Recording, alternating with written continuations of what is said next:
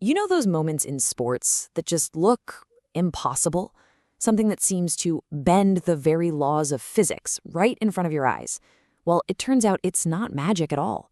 It's just a really, really cool principle of nature at work. I mean, let's get right into it. We've all seen it, right? A soccer ball that just curves around a wall of defenders, or a baseball that seems to hit an invisible wall and just drops. The most legendary example has to be Roberto Carlos's banana kick back in '97. That shot was so physics-defying, scientists actually had to come out and explain that no, it wasn't a fluke. So how on earth does that happen? So let's start right there with that one incredible kick, because it wasn't just about power. It was all about the spin, which gave the ball a path that just shouldn't be possible. To really get that kick, we first have to understand the invisible force that was steering it. And here's the thing, this isn't some new discovery. People have been scratching their heads about this for centuries. Isaac Newton himself wrote about it way back in 1672 after watching a tennis match. Then, in the 1700s, military engineers noticed their spinning musket balls would veer off course. But it wasn't until 1852 that a physicist named Heinrich Magnus really dug in, figured it out, and ended up giving this bizarre force his own name. So what was Magnus's big breakthrough?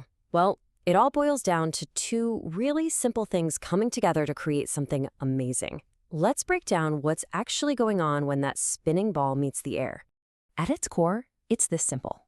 You need spin and you need forward movement. That's it. An object is flying straight, no spin, nothing happens. An object spinning in place, nothing happens. But when you combine them, when it's moving and spinning at the same time, that's the secret sauce. Okay, so let's build this up. Picture a ball flying through the air with no spin. The air just splits evenly and flows right around it. Symmetrical. Easy enough. Now, imagine that ball is just sitting there, spinning.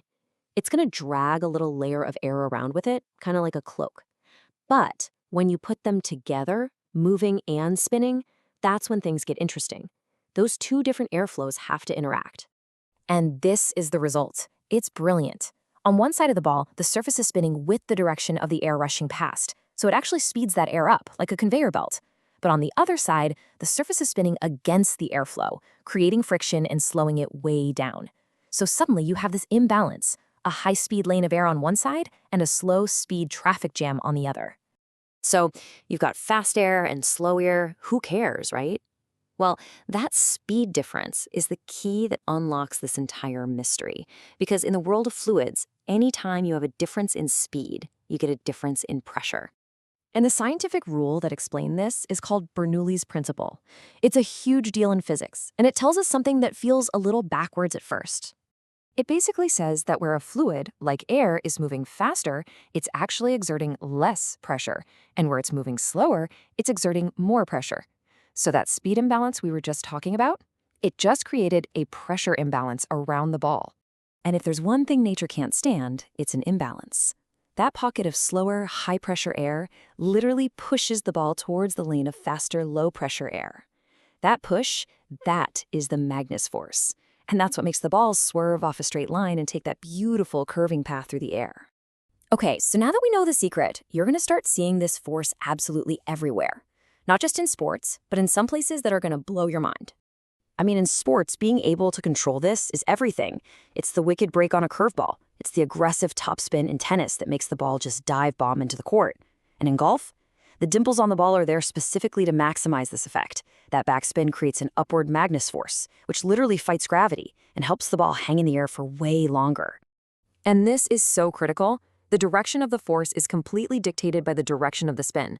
You put topspin on it, you get a downward force, the ball dives. You put backspin on it, you get an upward force, the ball floats.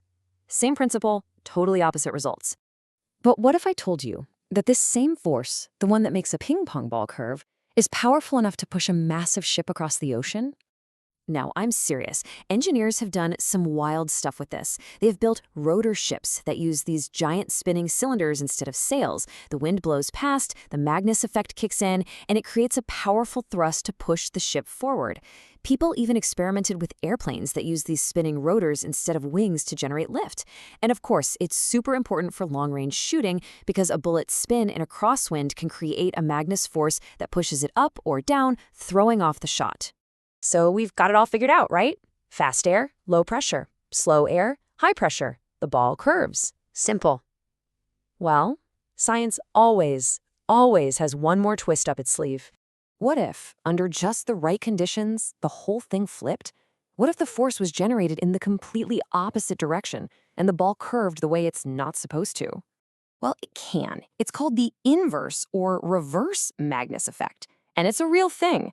It's been shown that with really smooth spheres at very specific speeds, the airflow gets weird and the pressure zones actually flip-flop. High pressure shows up where low pressure should be, and the ball curves the wrong way. It's just a perfect reminder that even when we think we've got a rule figured out, nature has a wild exception just waiting for us.